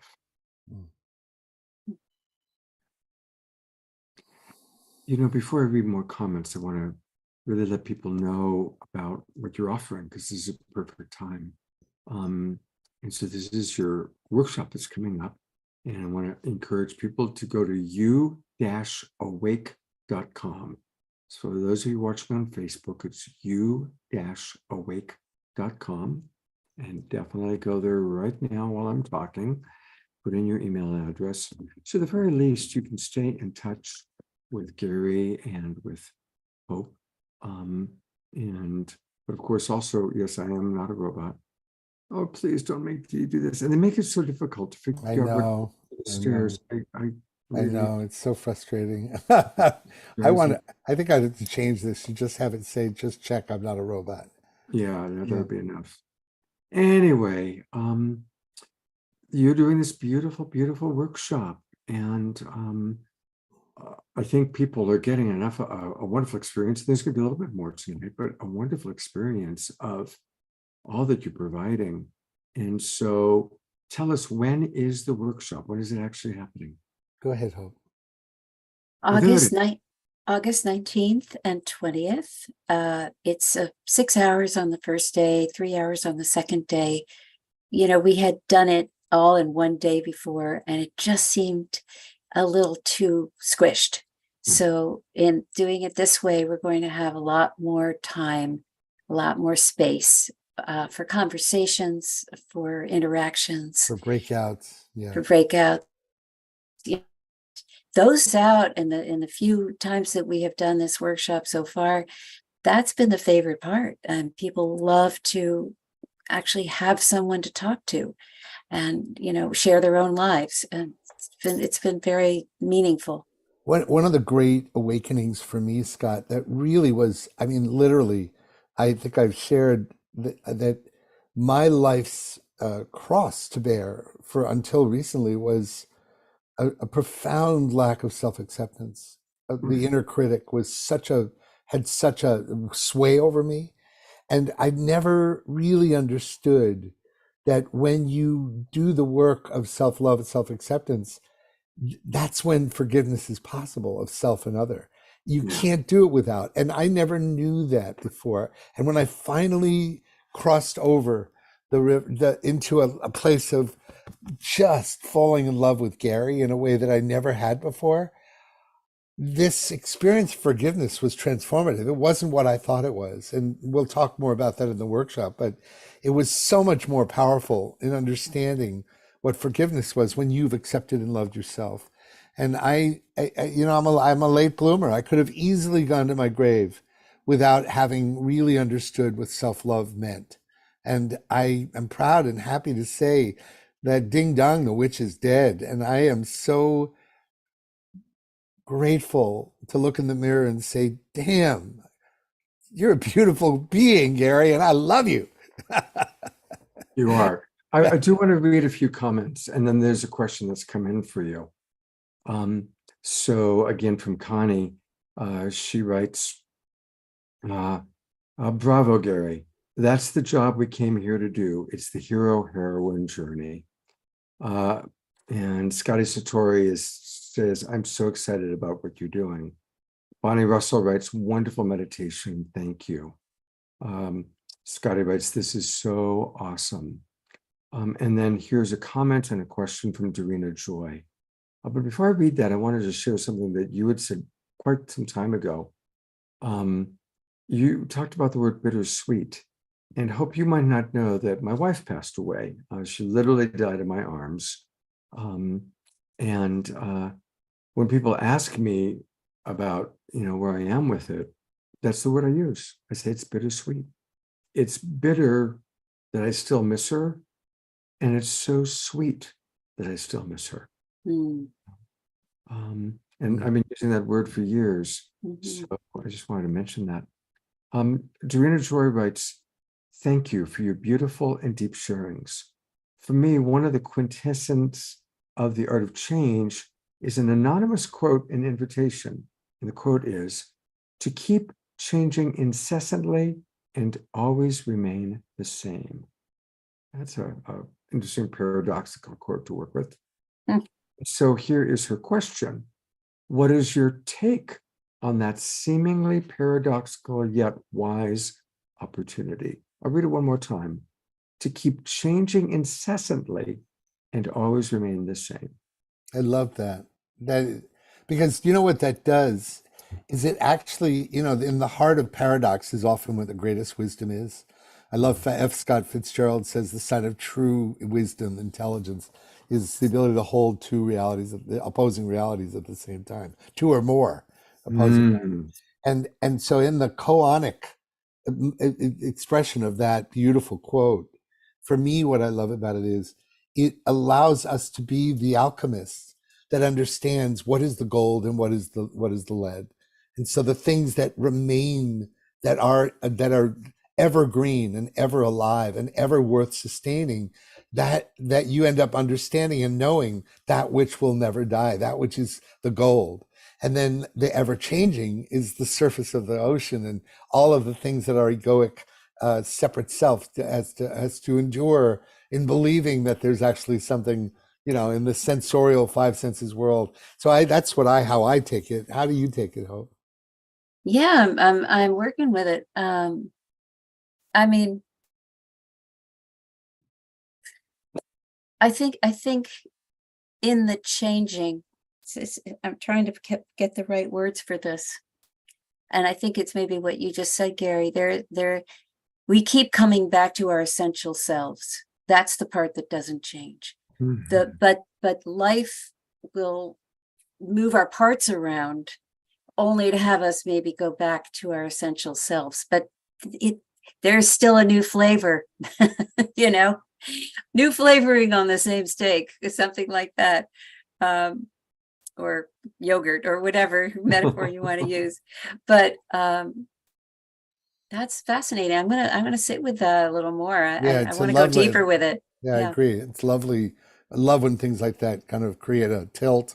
And yeah. One thing that I'm going to do, and I want to acknowledge Connie, who's wonderful. Connie, who's with us. She helps edit some of our special segments. Hi, Connie. You're such a deep soul yourself, darling. Here, I'll bring her up since we're chatting about her. Oops. Yeah. There we go. Connie and Andrew are doing such extraordinary work themselves. Beautiful work. Can't wait to see the film. Love to be part of that somehow. I can't wait to know more. Yeah. Yes, and we're so aligned. What you two are bringing is so aligned with the trust frequency, applying all that, knowing that we have to our relationships and to grief and all that. Thank you for coming from this high place. Hope you were kind of saying, oh, well, this is really challenging, but until we get there to that place you guys are bringing, we're still stuck in a lower vibration. So thank you. We'd love to work together somehow. Great. Yeah, no, I'm honored to have you on, Connie and Andrew. And is Andrew here as well, or just you? Yeah, he's here. Andrew, yeah, he's here. We just have, come say hi, Andrew. He's off editing. Come on, he's got 170. Hey, Andrew. Hi, hey, beloveds. So good to see you both. Yeah, you're such kindred souls. Yeah, thank you for who you are and what you're bringing. I was just being totally pampered getting this. What's the term for it? Just heavenly. But what did Magdalena do for Jesus with her hair? That anointed. Well, now you understand why I love working with Hope, because when she does these immersive things, and she's so familiar with that track that you listen to underneath there it's ironically called The Chrysalis, which was named that long before we called this the chrysalis process. And now it all kind of comes together. But the way she does that, I just go into an altered state. She's so transmissive in her capacity to do these guided meditations. And that's why we expanded the program to 2 days, because we need time to elevate ourselves into these immersive states that we're all sensitive to, but it doesn't happen in the fast lane. So we're really, calling forth people that want to have that experience of sensing the immersive higher vibrational state and the experience. It's that we can know all these things, we talk about these ideas, but it isn't until we have an experience that we really shift. So that is why we provide these in all of the phases of our little workshop. And you just experienced the first one. or Thank you so much. a tiny version of it. And and Scott, I have a way to wrap it up because I have some practical steps that I wanted to give people to take home with them, and then Right. a final song that really exemplifies in 5 minutes the step four, which is the joy and the gratefulness. And I want to say one thing about that joy and gratefulness. When being a good Jew, a New York Jew, cultural New York Jew, where victim was was the whole definition of our culture, that I noticed when I was doing deep therapy, the only time that I was really uncomfortable was when things started to work. Mm, right. What's wrong with this picture? Things were starting to work, and I started to be really uncomfortable. Like, wait a minute, there's no victim here, and it's like I didn't know who to be because I was so defined about that. So this Gary, beautiful, before you go into conclusion, yeah, no, great. You're in charge, man. You tell me when. Well, actually, there's something I normally do early on in the show, and I got so caught up, I didn't do it.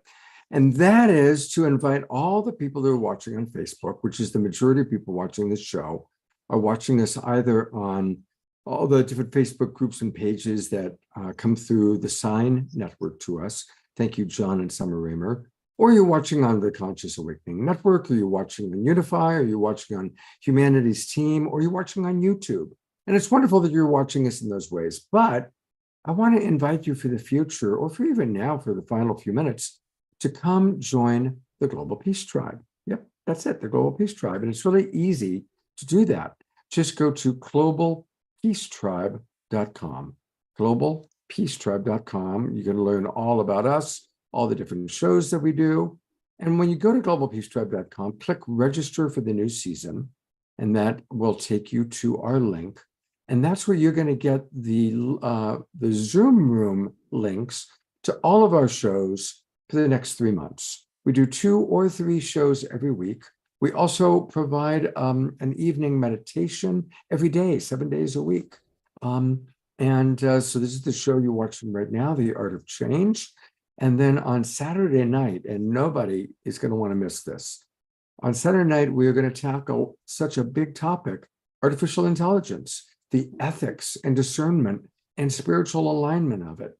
And dear friend Deborah Giusti is coming back to co-host a very special edition of The Awakening World. And people are going to want to be in the Zoom room, because in the Zoom room, that's where you can ask the questions, you can interact with us, you can get the special discounts that we offer. So again, join the Global Peace Tribe. It's really easy. It takes about 2 minutes. Just click register now once you've gone in there, and come and join us. And you'll also then get an email every Monday with the replays of our previous shows and access. We've done over 500 shows, Gary, since the pandemic began. Over 500. You've been on many of them. Scott, your contribution to creating a constant opportunity to stay at a high vibe with yourself and each other, it's legendary, actually. Yeah, I'm so. I like the idea of being legendary. I am so honored and to have been part of the journey to the small degree that I have been, and I'm just so grateful to what you've done, because it's created a constancy for many people that is so beautiful, and I just can't thank you enough. Really, I can't. Oh, man, it's my pleasure. And Gary, I also want people to know about, again, for the people watching on Facebook, I'll show you, those of you that are in the Zoom room, you can see the link that Gary posted. Tell us about your work for Gaia.com, for Gaia TV. Well, I have something really exciting to share about this, which I'm so thrilled. So when Michael and Doris Stillwater and I co-created the groundbreaking work called Graceful Passages, A Companion for Living and Dying, and released it in 2001, what I didn't realize what we had discovered was a new modality for uplifting the frequency of the planet, and that I call alchemical wisdom. And what we did was we intuitively just browed our way into asking Thich Nhat Hanh, Elizabeth Kubler-Ross, Ram Dass, and Zalman Schachter, if you were going to die tomorrow, what would you say to the loved ones in your world? And if you were going to die tomorrow, and then we took those interviews, edited it out, and scored it with an 80-piece orchestra at Skywalker Sound. And Gaia TV in 2015 the first season where many of these Graceful Passages tracks were set to mind-blowing nature images, time-lapse images by David Fortney. And then the second season just got launched this last December, First season was with Bob Proctor and Deepak Chopra, plus messages from Graceful. And the second season has Lynn Twist and Reverend Beckwith and Sarah McCrum and others. So Gaia TV represents, it's called Islands of Inner Peace. And they really represent state of the art, state change opportunities in under 12 minutes, 6 to 12 minutes. So you can, and they're really basically these condensed experiences where in 6 to 12 minutes, you not only can go to a multidimensional state of coherence, but you also get to feel and practice how do you resonate with this being's work enough to want to know, I got to go down that rabbit hole and find out more about Bob Proctor and Ram Dass and Thich Nhat Hanh. And so it creates this very supercharged multisensory experience where you get to dive into an immersive experience with gorgeous images, beautiful scoring, and this time-tested universal wisdom by the visionaries of our time. It turns out that what's going to happen for Peace Week, Scott, drum roll, please. I'm so excited about this. We're doing a pilot for Peace Week on Islands of Inner Peace television program. We're going to talk about the genre and have one or two or three of the guests like Michael Beckwith. We're trying to get Michael Beckwith and Lynn Twist, but basically to talk about how is this an innovation in wisdom delivery, and so people can understand it and can really validate why you would stop your life for 10 minutes to just look at and experience these things. And I'm just really praying and hoping that people will get that it's a phenomenal resource that helps you drop into a state of remembering, you know? So we're going to have a pilot called Islands of Inner Peace television show, Peace Week, unveiled through Hubcast Media and UETV, Unity Earth Television. And this is the first, very cool. First time I'm mentioning it, and I'm so excited about it. Beautiful. Congratulations. Thank you. All right. You had a few ways that you wanted to wrap up the show. Yeah. Well, so thank you for the opportunity, Scott, for us to share this. So we wanted to just make good on our promise that we would leave you upbeat. So the first thing I want to say is just a practical thing. And it might seem like a duh to you guys, but it's amazing how much we rarely take the time to really understand what this means. So I just want to say, don't forget. And this is really the brand that Bruce Cryer and I created, whatmakesyourheartsing.com, or it's .net, I think, I forget which one. But basically, when you focus on what you want, what you love, what makes you happy, it's not that easy. Trust me. When I was faced with this question, what makes my heart sing? What do I really want? I was so used to pleasing everybody else that I really I wasn't good at first. But then when you ask what makes your heart sing, these are the things that are really beautiful grief literacy and change literacy tools. And you can combine music with all these things. Writing, be in nature, connect with friends. I know it sounds obvious, but finding your purpose, dance, poetry, meditating, all these ways of engaging, even if you don't think of yourself as creative. One of the great things that Bruce focuses on is the relationship of creativity to living your best life and being your best version of yourselves. So we really want to remind you that this is something you could do every day, one of these things. And it sounds so simple, but it isn't. It's about really loving yourself, to be good to yourself and give yourself opportunities to be in being space, with or without music, but definitely in a way that would make you happy. So in the spirit of that, you want to add anything before we do the final song, Hope? No. All right. Well, Good to so this last song was produced by and arranged by me, but I was honored to be invited to work on a series of songs that were dedicated to God, to the divine. Highly recommend you find this album. It's called Unlock My Heart by Jason Schulman. But if we could, I think I'm going to play the track so we can have random sharing, which will be so much fun, which is so wonderful to do.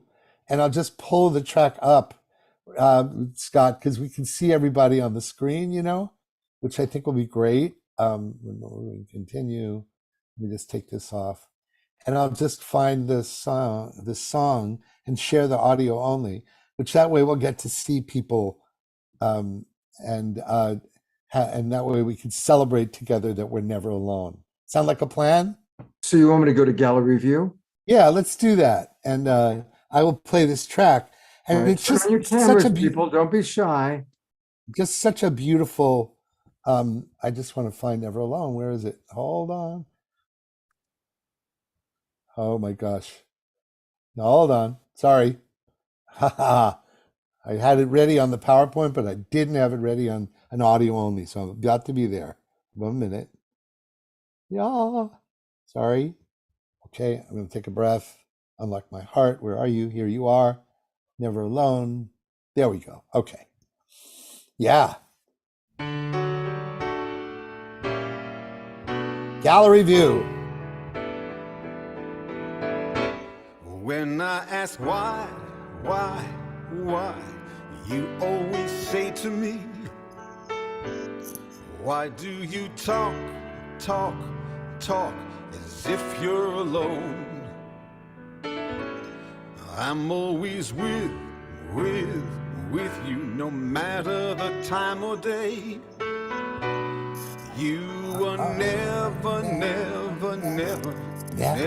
alone. Never alone, my dear. Never alone. Never alone, my dear. You're never alone. Never alone, my dear. Never alone. You might think you're by yourself, but you're never alone. Can you pin people, Scott? Sure. And when I cry, It's a speaker view, right? you always Yeah. comfort me. You say, let those tears just roll on by. And then I feel your arm around me. You are never alone. Never alone, my dear. Never alone. Never alone, my dear. You're never alone. Never alone, my dear. Never alone. You might think you're by yourself, but you're never alone.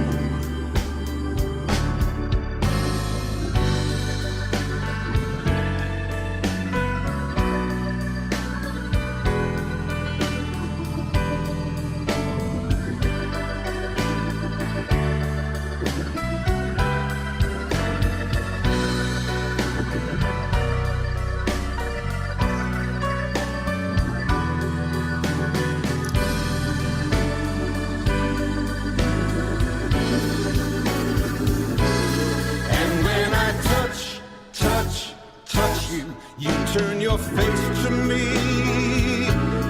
and lift me up so high that I can see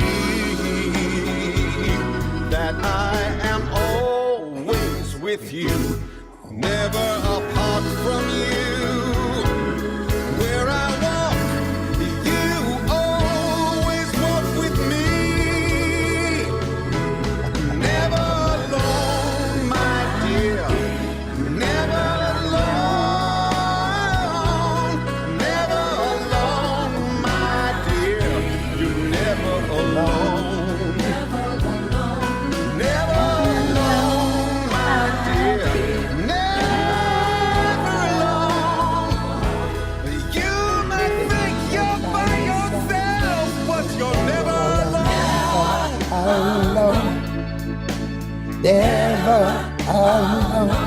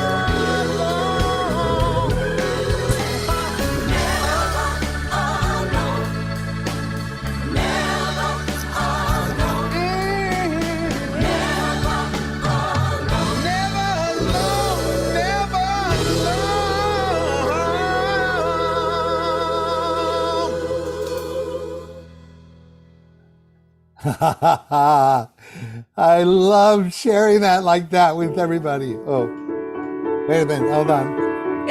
Oh dear, that's a different song completely. Oh dear. Hoffman, I recognize the start of that song. That's No, interesting. no. No? It's one of the songs from my musical that you went to. Oh, that's right. That's right. Which is brilliant. That'll be another show. Yeah, right. Yeah.